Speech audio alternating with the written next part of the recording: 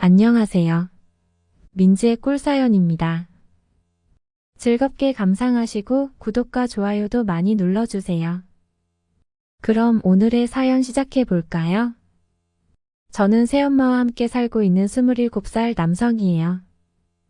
얼마 전 대학을 졸업하고 사회생활을 시작한 지 얼마 되지 않는 초짜 직장인이랍니다. 저는 새엄마랑 둘이 살고 있어요. 그런데 새엄마와 저와의 관계가 약간은 미묘해요. 새엄마는 저에게 남자가 되는 법을 가르쳐주고 있거든요. 그냥 남자가 아니라 여자에게 사랑받는 남자가 되는 법을요. 거의 매일 저는 새로운 세상을 만나는 느낌이죠. 그런데 이런 얘기를 할 곳이 없더라고요. 그래서 여러분에게 제 이야기를 털어놓고 싶어요. 제 친엄마는 제가 아주 어렸을 때 돌아가셨어요. 제가 갓난아이 때 돌아가셨고, 그래서 친엄마에 대한 기억은 사실 없어요. 사진으로만 본 게 전부죠. 고등학교 때까지는 아빠랑 둘이서 살았어요. 아빠는 큰 트럭을 운전하는 일을 하셨는데요. 한번 일을 나가시면 새벽이 되어서야 집에 돌아오시고는 했고, 그래서 저는 집에서 혼자 지내는 것에 익숙한 편이었어요. 저에게 집은 늘 적막하고 조용한 공간이었어요. 집을 떠올려 보면 불이 꺼져 있는 거실, 아무런 인기척이 없는 공간들이 저에게 가장 먼저 떠오르는 기억이에요. 그렇게 제가 고3이 되던 어느 날이었죠. 그날도 어김없이 퇴근이 늦으시던 아빠가 처음 보는 어떤 여자분이랑 집에 같이 오셨어요. 자정이 넘어가는 시간이었는데요. 방에서 혼자 공부하던 저는 당황함에 처음에는 아무런 말도 하지를 못했죠. 물론 평생 아빠가 혼자 살아가기를 원했던 건 아니었지만 집에 여자를 데리고 오신 건 처음이었거든요. 그러면서 새 장가를 들 생각이라고 새엄마가 될 사람이니 저에게 인사를 하라고 하는데 입 밖으로 한마디의 말도 꺼내기가 어렵더라고요. 그렇게 시간이 얼마 지난 후에 아빠와 저 그리고 새엄마의 어색한 동거가 시작되었죠. 아빠는 늘 그랬듯이 밤 늦게서야 퇴근하시는 일이 많았고요.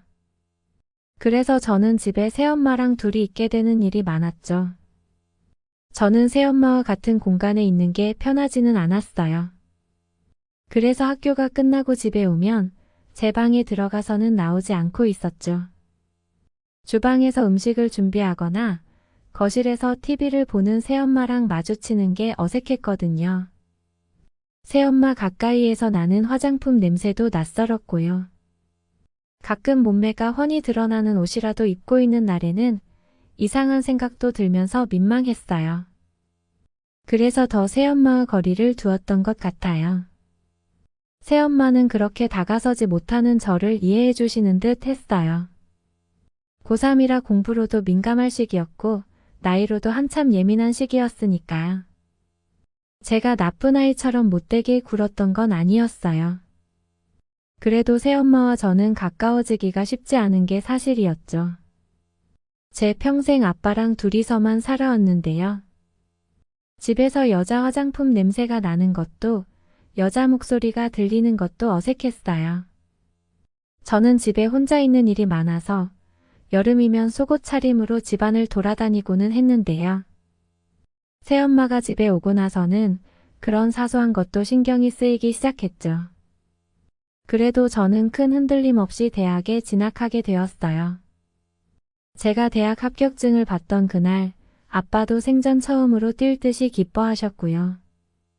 새엄마도 활짝 웃으시면서 저를 꽉 안아주셨어요. 저도 너무 기쁜 나머지 새엄마를 끌어안았는데요. 그게 제 인생에서 처음으로 여자랑 포옹을 해본 경험이었어요. 물론 너무 기뻐서 끌어안기는 했지만 바로 어색함이 몰려오면서 새엄마를 안았던 팔을 풀고야 말았지만요. 그래도 그날 그렇게 새엄마랑 포옹을 한 이후에는 조금은 새엄마가 가깝게 느껴지기 시작했어요. 그날 우리 셋은 저의 대학 입학을 축하하는 의미로 집에서 간단히 맥주도 마시게 되었어요. 대학생이 된 것을 축하한다면서 아빠가 술을 가르쳐주고 싶다고 하셨거든요. 그렇게 셋이서 이야기를 나누면서 맥주를 마시게 되었죠. 처음으로 사람 사는 듯한 느낌이 났던 집이었던 것 같아요. 모범생은 아니었지만 술을 마셔본 적이 없었던 저는 아빠가 주는 술을 생각 없이 받아 먹다가 정신을 잃고 잠이 들어버렸어요. 이래서 술은 어른들에게 배우라는 이야기가 있나 봐요. 밖에서 친구들이랑 멋모르고 술을 마셨다가는 길거리에서 쓰러져서 잠이 들어도 몰랐을 테니까요. 아무튼 저는 그날 어떻게 잠들었는지도 모르고 다음날 아침을 맞이하게 되었어요. 그렇게 저는 대학 생활을 시작하게 되었어요. 성인이 되어서 술도 마셔보고 여자친구도 사귀어 봤고요. 아르바이트도 해보고 정신없이 즐거운 대학 생활을 보내게 되었죠. 새엄마와는 아주 가까운 사이가 되지는 못했지만 늘 허전했던 집을 채워주는 새엄마에게 조금씩 저도 마음을 열어가고 있었어요. 저에게 잘해주시는 편이었거든요. 시간은 흘러서 저는 군대도 다녀왔고 대학을 졸업하게 되었죠. 제가 25살 되던 무렵 저는 취업을 하게 되었어요. 저는 전공을 살려서 기계를 다루는 회사에 취업을 하게 되었는데요. 직장인이 되어 사회에 진출했다는 기쁨도 있었지만 저에게는 하늘이 무너지는 것 같은 일이 생기고 말았어요. 아빠가 새벽 늦게까지 운전을 하시다가 자동차 사고로 돌아가시게 된 거였죠. 새엄마가 아무리 저에게 잘해준다고 해도 제 평생을 함께해온 아빠의 자리는 채울 수가 없었죠. 한동안 저는 방황 아닌 방황을 하게 되었죠. 회사에 가서 일을 하면서도 마음이 텅 비어버린 것 같은 기분은 채워지지가 않았어요. 허전함, 어색함이 한동안 집안에 가득했어요. 그렇게 아빠가 없는 집에서 새엄마와 둘이 지내게 되었죠. 새엄마는 저와 계속 같이 살았으면 한다고 이야기를 했죠.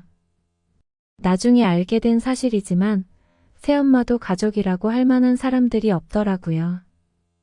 아빠만큼 편하지는 않았지만 새엄마와 지낸 시간들도 꽤 되다 보니 같이 사는 것도 나쁘지 않겠다는 생각이 들었어요. 세상에 홀로 남겨진 사람들이나 마찬가지니 서로 의지하고 지내면 좋을 수도 있잖아요. 그렇게 시간이 꽤 흘렀고 아빠가 돌아가신 지 여러 달이 지났을 무렵 저는 조금씩 마음의 안정을 되찾을 수 있었어요. 허전함은 채워지지 않았지만 인생은 살아내야 했으니까요. 새엄마도 딱하게 느껴졌어요. 남편을 잃은 셈이니까요. 회사에서 퇴근을 하고 오는 날이면 새엄마는 종종 혼자 술을 마시면서 있는 날이 많았죠. 저는 새엄마가 안쓰럽다는 생각에 혼자 드시지 말고 같이 먹자고 하면서 새엄마의 술친구가 되어주기를 자청했죠. 그렇게 퇴근 후에 새엄마와 이야기를 나누면서 둘이 술잔을 기울이는 날이 많아졌어요. 비온 뒤에 땅이 더 굳어진다는 말이 있죠. 아픔을 공유하고 나니 새엄마와 더 가까워지게 되었어요. 서로 이야기도 더 많이 나누게 되었고요. 그렇게 새엄마와 저는 조금 더 가까운 사이가 되었고 집에도 다시 화목한 분위기가 형성되기 시작했어요. 피 한 방울 섞이지는 않았지만 법적으로 가족은 이제 새엄마와 저 둘뿐이었으니까요. 우리는 서로를 더 챙겼고요. 그러던 어느 날이었어요. 제가 퇴근하고 늦게 집에 들어온 날이었는데요. 현관문 도어락을 열고 들어가면 평소 반겨주던 새엄마가 보이지 않더라고요. 집에 불도 다 꺼져 있었고요. 무슨 일이 있나 싶어서 안방문을 열어봤는데 새엄마는 침대에서 주무시고 있었죠. 50대 후반인 새엄마의 잠든 모습은 나이보다 훨씬 젊어 보였고 매력적인 모습이었어요. 문득 그런 생각이 들었죠. 언제 기회가 된다면 새엄마도 남자친구를 사귀어 보시라는 이야기를 해주고 싶다는 생각이요. 아직 젊은 나이잖아요. 남자인 제가 봐도 매력이 느껴지는데 다른 남자들도 충분히 그렇게 생각할 수 있으니까요.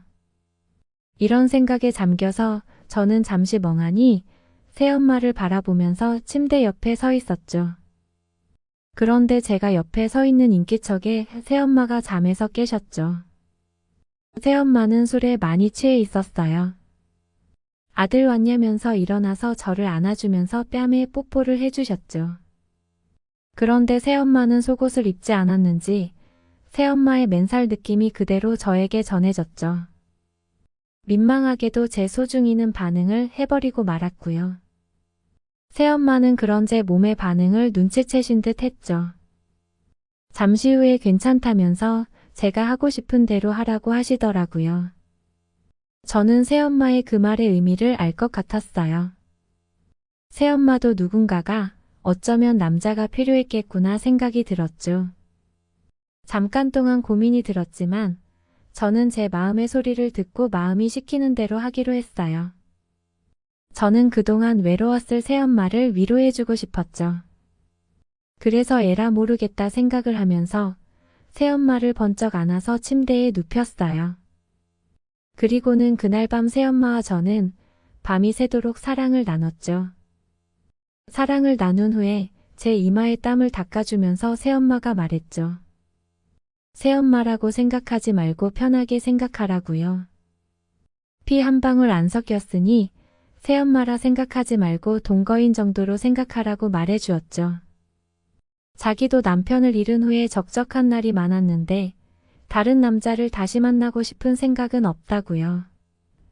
그런데 아들 같은 제가 자기를 위로해주면 정말 좋겠다는 생각을 했다고 하더라고요. 그렇게 우리는 그날 이후로 자주 사랑을 나누고 좋은 시간을 보내게 되었어요. 전보다 더 가까워지게 되었고요. 언젠가부터는 아예 한 방에서 같이 지내게 되었죠.